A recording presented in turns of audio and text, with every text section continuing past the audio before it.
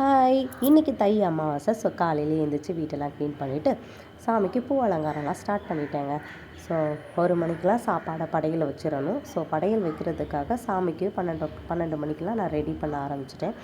என்னென்னா ஃபஸ்ட்லாம் கல்யாணத்துக்கு முன்னாடி நம்ம இந்த வேலையை அம்மா பார்க்கும்போது என்ன நினச்சோன்னா, இன்றைக்கி வடை பாயாசம் கிடைக்கிடா, ஓகே சூப்பர் அப்படின்னு தான் நினச்சோம். அண்ட் ஆக்சுவலி அது உண்மை, அந்த இது கிடையவே கிடையாது. ஆஃப்டர் மேரேஜ்க்கு அப்புறம் தான் நமக்கு எல்லா லைஃப்பில் ஒன்று நமக்கு தெரிய ஆரம்பிக்குது. ஸோ அந்த மாதிரி தெரிஞ்ச விஷயந்தான் இந்த அமாவாசை. ஸோ அமாவாசையிலே 3 அமாவாசை நாங்கள் ஃபாலோ பண்ணுவோம். ஃபஸ்ட்டு தை அமாவாசை, இன்னொன்று மகாலய அமாவாசைன்னு சொல்லுவாங்க. அதுக்கப்புறம் ஆடி அமாவாசை. ஸோ இந்த 3 அமாவாசை ரொம்ப விசேஷமானது. நம்மளோட முன்னோர்களுக்கு நம்ம நம்மளால் முடிஞ்சது, ஸோ ஒரு வடையோ ஒரு பாயாசம், சாப்பாடு, அவங்களுக்கு காய்கறியில் ஒரு ஒரு குழம்பு, பருப்பு குழம்பு மாதிரி, ஸோ இதை பண்ணி வச்சுறது தான் இந்த அமாவாசைக்கான ஒரு ஸ்பெஷலு. நம்மளால் என்ன முடியுதோ நம்ம மனசார அவங்கள வேண்டினாலே போதும், நம்மளை அவங்க பார்த்துப்பாங்க.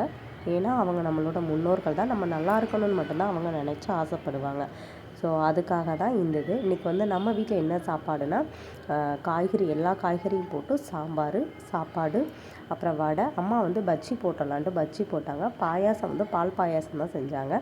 ஏன்னா அப்பாவுக்கு பால் பாயாசம் ரொம்ப பிடிக்கும். ஸோ அதுக்காக தான் அப்பாவுக்கு வடையும் பால் பாயாசம் ப்ளஸ் அவங்களுக்கு அப்பளப்பை மேலே போட்டு சாப்பிட்றதுக்கு ரொம்ப பிடிக்கும். அதனால் அவங்களுக்காக அந்த மாதிரி பண்ணாங்க. மேலே மாடிக்கு அம்மா விறுவிறுன்னு வந்தாங்க. காக்காவை கூப்பிட்டு பார்த்தோம். ஒரே செகண்ட் தான், அம்மா காக்கான்னு தான் கூப்பிட்டாங்க, உடனே வந்துடுச்சு. ஸோ ரொம்ப ஹாப்பியாக இருந்தேன் நான்.